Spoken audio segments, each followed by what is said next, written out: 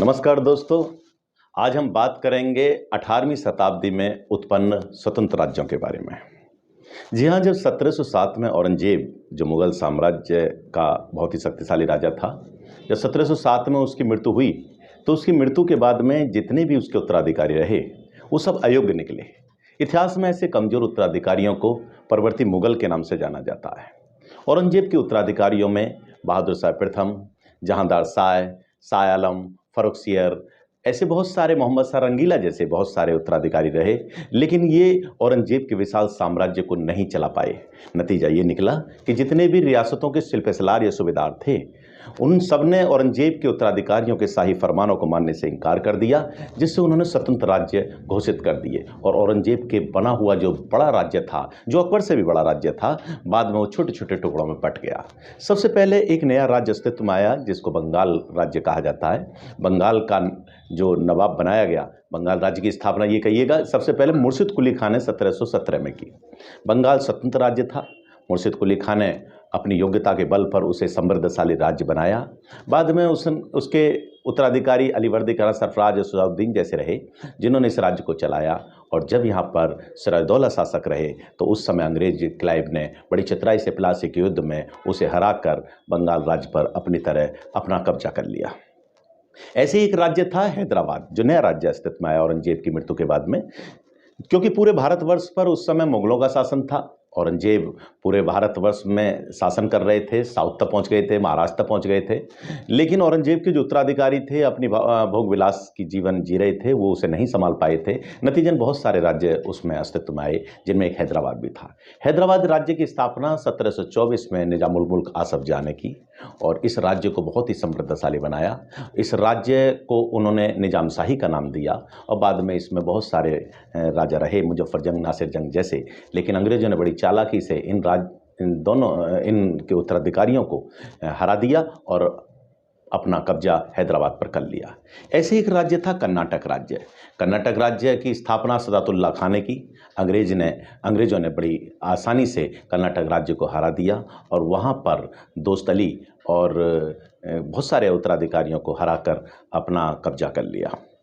अंग्रेजों ने एक राज्य और था हैदराबाद के अलावा, मैसूर था। मैसूर के बारे में पहले ही बता चुका हूँ कि मैसूर राज्य की स्थापना चिक्का कृष्ण राज ने की। चिक्का कृष्ण राज की अयोग्यता का लाभ उठाकर उस समय के जो उनके सेनापति थे हैदर अली ने 1761 में मैसूर राज्य की स्थापना की। हैदर अली अंग्रेज़ों को भारत से बाहर भगाना चाहते थे, अंग्रेज़ों का कट्टर शत्रु था। हैदर अली और अंग्रेज़ों के बीच में एक घमासान युद्ध हुआ 1767 से लेकर 1769 तक, जिसमें दोनों एक दूसरे का बिना निर्णय के ही युद्ध समाप्त हो गया और मंगलौर की संधि हुई, जिसमें एक दूसरे के विजित प्रदेशों को लौटा दिया गया।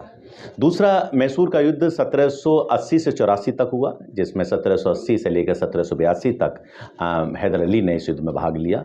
बाद में कैंसर के कारण हैदर अली की मृत्यु हो गई और इस युद्ध को टीपू सुल्तान ने पूरा किया। 1784 में ये युद्ध समाप्त हुआ और एक संधि के तहत इस युद्ध को भी समाप्त कर दिया गया। दोनों के बीच में, टीपू सुल्तान और अंग्रेजों के बीच में एक संधि हुई और उस संधि के बाद में दोनों ने एक दूसरे के विजित प्रदेशों को लौटा दिया। तीसरा युद्ध 1790 से 92 तक हुआ और इस युद्ध में टीपू सुल्तान पराजित हो गया और उस समय के जो कानवालिस जो गवर्नर थे, उन्होंने टीपू सुल्तान के 2 पुत्रों को गिरवी रख लिया और गिरवी रख के आधा राज्य भी छीन लिया। टीपू सुल्तान को इस अपमान का बदला लेना था और इसीलिए चौथा युद्ध 1799 में हुआ। उस समय गवर्नर जनरल लॉर्ड वेलेस्ली थे। वेलेस्ली ने बड़ी चालाकी से टीपू सुल्तान को 1799 में हरा दिया। टीपू सुल्तान मारा गया और मैसूर राज्य पर चिक्का कृष्णराज के वंशज कृष्णराज सेकंड का अधिकार हो गया। ऐसे ही एक राज्य था अवध राज्य की स्थापना सात खान ने की।